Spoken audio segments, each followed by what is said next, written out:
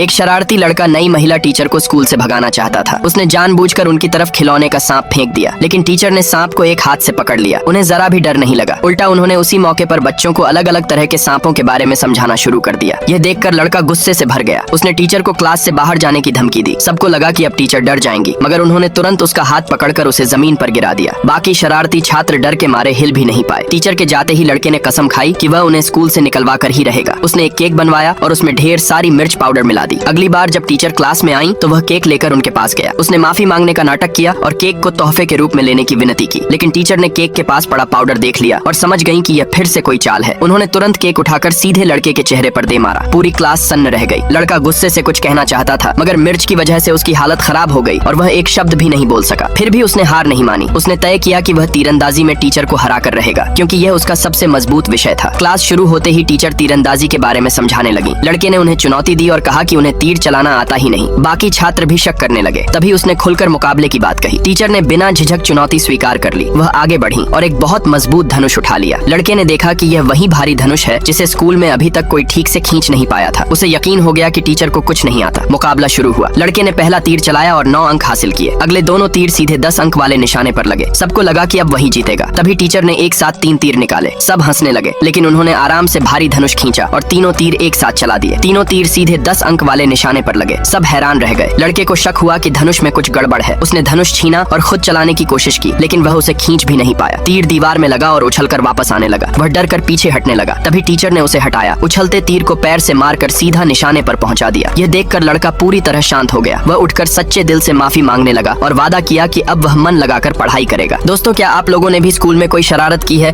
तो comment box में जरूर बताएं।